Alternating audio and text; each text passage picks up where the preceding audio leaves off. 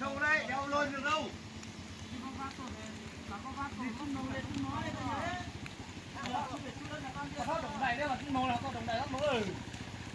nó này có văng gỡ nó hả hoàn tàu này gỡ tao Bây giờ nắng còn đỡ, bây giờ mưa thì nó lên được đâu.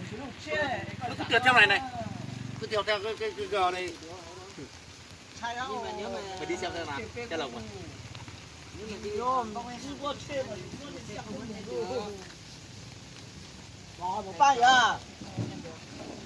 có món bóc than chán tệ rất rồi ta bên kia nó đổ hết rồi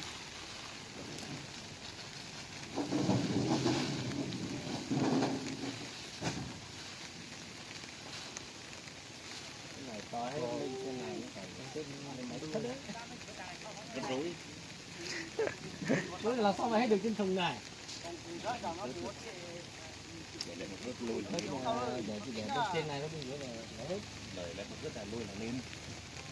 À, chân kiến lên nó dây là con sập điểm số chứ.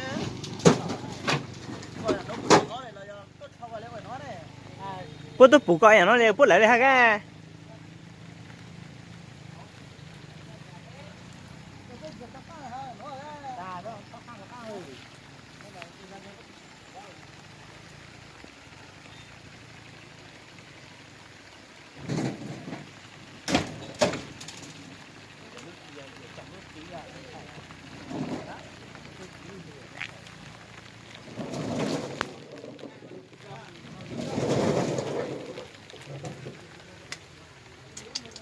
lún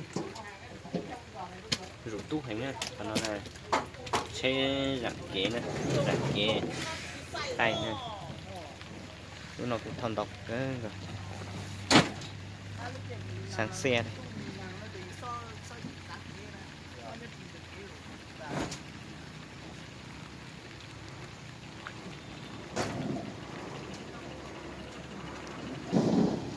Lên là cũng thon độc cỡ gọt thế này rồi tan đường thôi cho tao này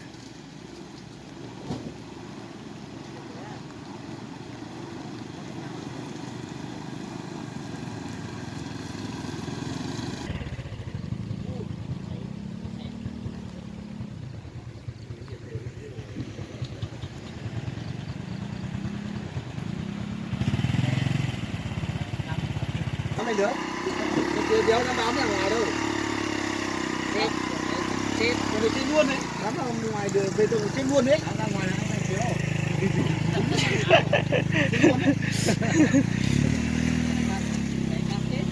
Gãy luôn đấy. Nên bỏ ra. Sao nó mà chưa à? Nó bắt nhá. Đâu có còn xích thái mà. Dạ. Có cái chua mà thấy đây quá. À quá.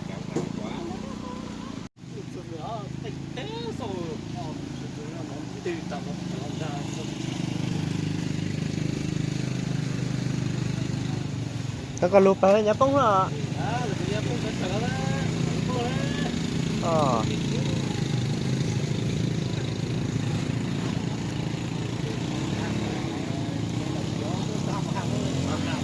lúc mà tức là xe nó là thầu lồng mà tôi tao rồi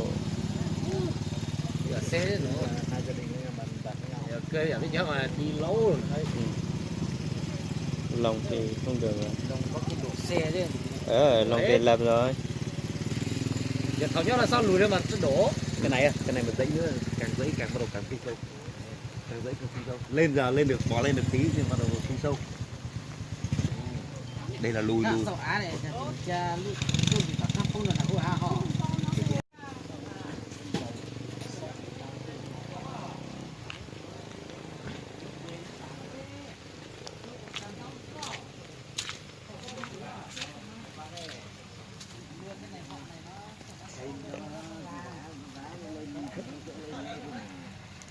cái này kiểu thì mình phải thuê mới lên đường làm gì mình tống được hết mình vác được hết cái này lên xe không xe đâu anh vẫn dùng làm ơi cao cao một tí nó làm nó cái này bao còn lăn xuống cái nhiều đấy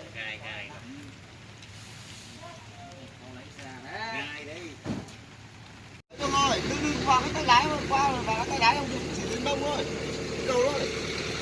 Kéo lại đi em, kéo lại đi, nó vào cái lái rồi. Nó bắp bên được nó. Không, nó đang đi vào cái ba ngang của cái lái nó vào ba ngang. Đấy cái lâu kia khóa này thôi. Đúng rồi, cái lâu kia còn lên. Có cho một xe sang bên này đi. Tao nhớ là nó xe là kéo nó đi, kéo nó cho. Con mẹ nó xe sang bên này kéo nó cho nó. Ta thó vào đục đầu nó rồi. Kẹp gió này bây giờ đây. Hả? Gió đây, đóng ơi. Đừng nói cho nó ăn lúc kia ngang thôi. Bia đi lái xe rồi em ơi. Xe này có là bia hay có gì đấy. Không mấy tuần lâu đây, không mấy tuần lâu. Kéo lục nó đây được mà. Kéo đi đưa cho. Em áo đi xuống nào. Kéo cái đầu này đi.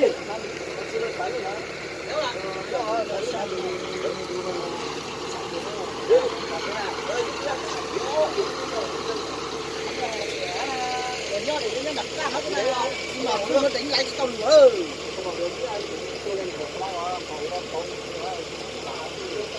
Làm bóc qua cái này đi lên. Qua nó đi qua. Cái này cũng căng luôn. Lên cho nó đi được đấy không ạ? Đó là thật chứ.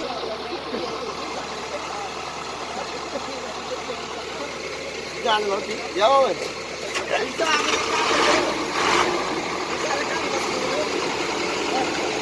Lên một tí để căng tay đó.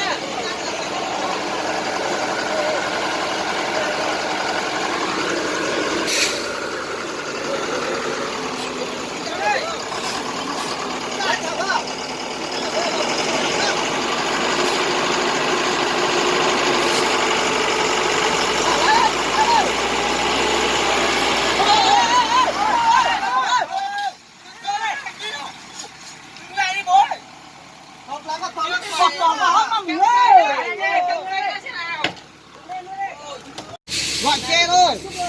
Rồi gọi xe thôi. Xe à, thế rồi, cái nó. Một tí nào nó vào chuyên nghiệp, còn nó vào cái tàu lúc việc tàu lúc cái tàu đây. Còn từ lúc biết còn nó tao phụ tay thôi. Để mình đi đâu.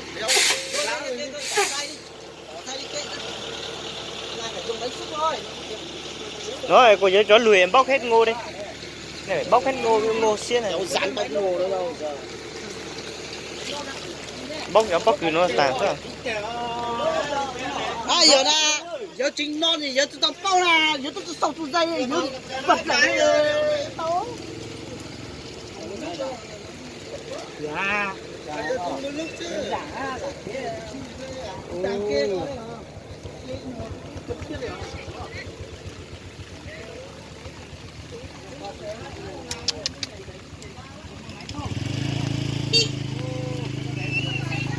Nó đó mà mày sức lót đâu. Nó có đấy. Gọi nó hóa tổ ra.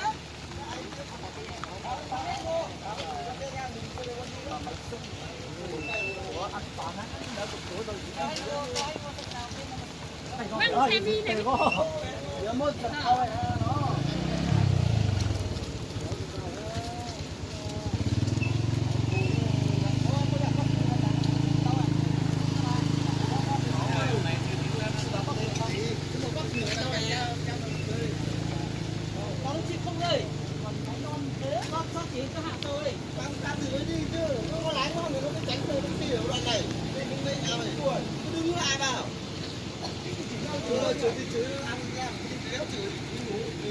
Mày giỏi mày lên mà lái, đúng không?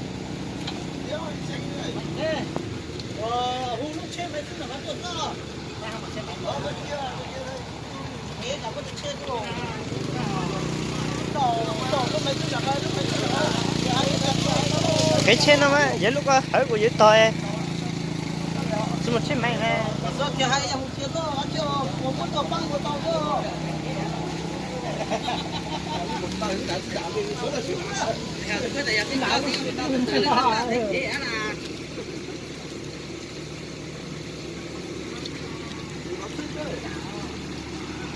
Này nếu mà nó không vội là lên được. Xe tên chưa kéo thì xe dưới đã lên rồi.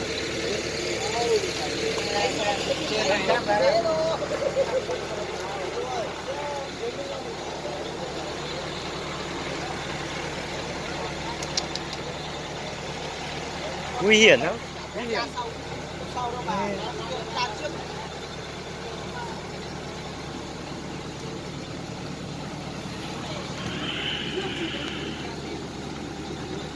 Quá nguy hiểm.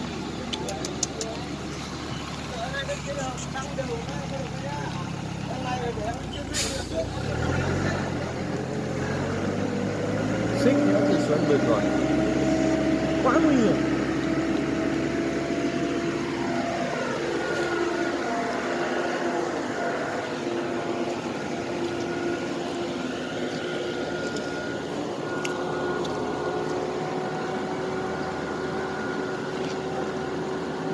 Để nó xuống lên. Mà cái đường hải nó không. Cái bánh bị cái bánh kia rồi. Đây là đề luôn cái bánh kia rồi.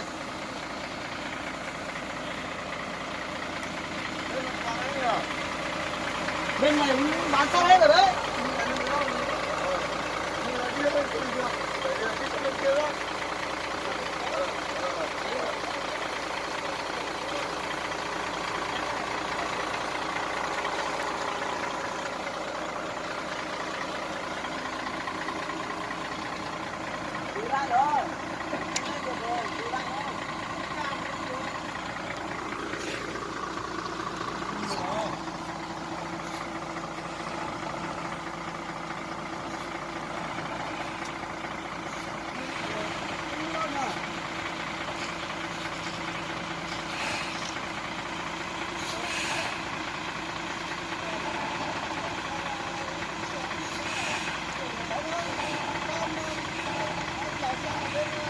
Ôi, xe máy đằng sau đừng có lên nào, xe máy lùi lại.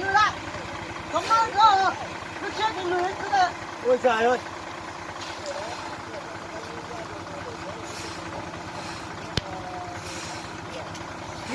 chụp lấy cái thì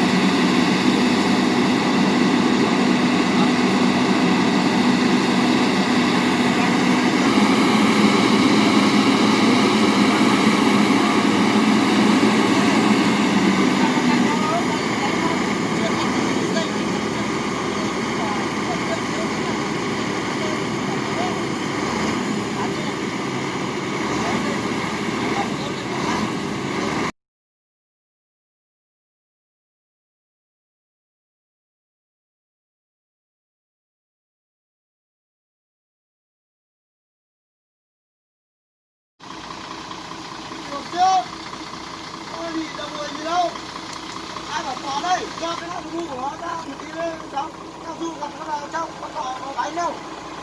Không vào đâu mà. Không vào đâu. Nhưng mà anh phải đánh lấy bên này một tí nữa, một kẹo nữa à. Bạn chia cho chúng đấy, chia đi. Chia đi. Ôi, lên cảm ơn nó chia chú à. Xa đi. Chia dùng mà đóng chèn, nhưng mà nó luôn nó bỏ chèn. Chèn luôn.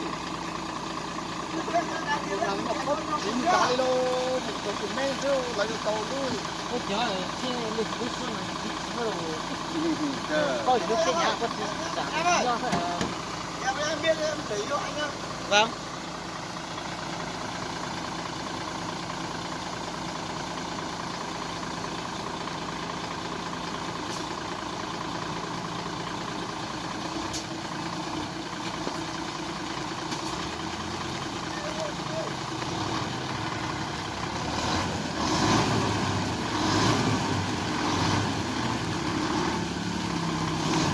mà giờ luôn nó nhoi gì nè được lên nó còn lụt sau nhiệt thì mà vô thoát số lên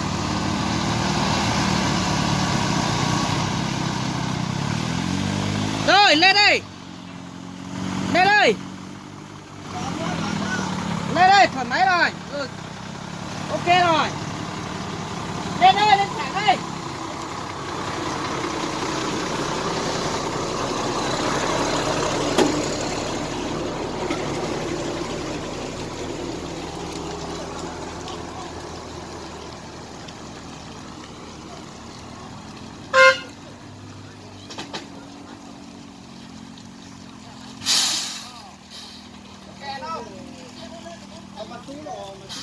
chèm cái đá đây anh ơi, cho cái đá thôi anh đi qua rồi em rút ra. Cho cái đá vào đi, anh chèm cái đá đi, chèm đá anh đi qua để em bỏ cái đá ra.